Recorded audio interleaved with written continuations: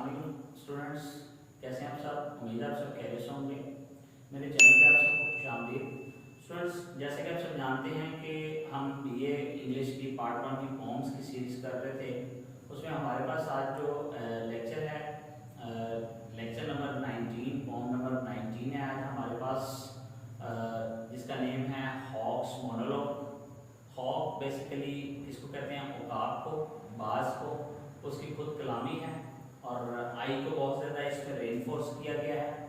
और जो है हॉक टेड ह्यूजेस को ने इसको लिखा है and he was American poet. He was a husband of late Sylvia Plath.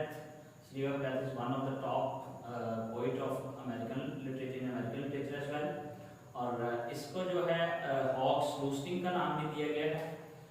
Students, इसमें सबसे ज़्यादा जो इम्पोर्टेंट चीज़ है वो आई को जो रेनफोर्स किया गया है, यानी व्हाट डज इट मीन, आई को रेनफोर्स करने का मकसद ये है कि इसमें प्राउड बहुत ज़्यादा है हॉक के अंदर।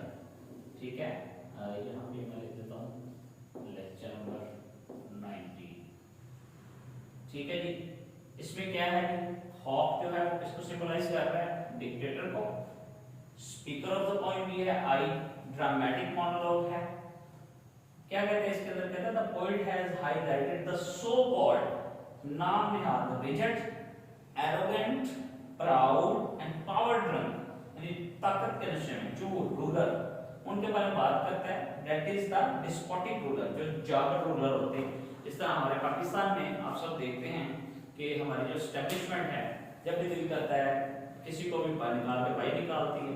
और एक जो जनरल है, वो जो जनरल है वो डेमोक्रेटिक सिस्टम को खत्म करता है और उसकी जगह डिक्टेटरशिप लेके आता है।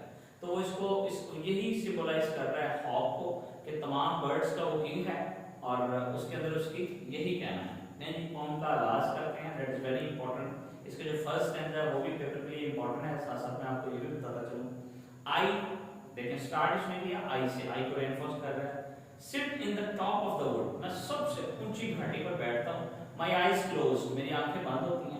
इन एक्शन, जिसमें कोई भी आइडलनेस बेअमली होती है, काहली होती है। नो फाल्सिफाइंग ड्रीम, जिसमें मुड़ी हुई टेढ़ी हालत में।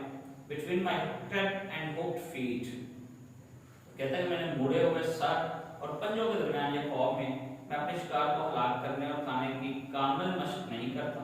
और in sleep rehearse perfect kill and eat, कि मैं अपने शिकार को हलाक करने में, मारने में बहुत परफेक्ट हूँ। I am a perfect one.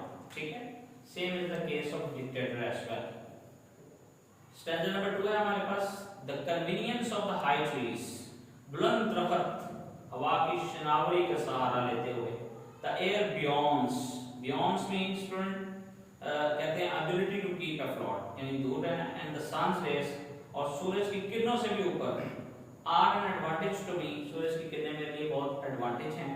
And the earth face upward for my inspection, मजीद मेरे मुआयना के लिए जमीन भी अपना चेहरा ऊपर की तरफ रखती है ताकि मैं आसानी से अपना शिकार पकड़ सकूं और उसको उठाकर ले जाऊं। स्टैंजा नंबर 3 है student, my feet are locked upon the rough path, मेरे जो नीचे दरख्त के की सख्त छाल में मजबूती से जो ठूंसे होते हैं। It took the whole creation, मुझे ऐसा लगता है कि पूरी जो मखलूक है वो मेरे पांव के नीचे है। To produce my foot, my each feather, now I hold creation in foot.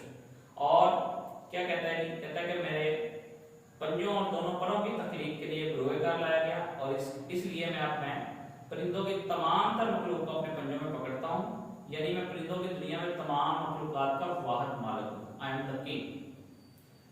Stanza number 4, और फ्लाई अप, और उड़ता हूँ। रिवॉल्व इट ऑल स्लोली, आहिस्ता से घूमता हूँ। I kill where I please because it is all mine, जहाँ मेरा दिल करता है मैं अपना शिकार करता हूँ, उसको मारता हूँ।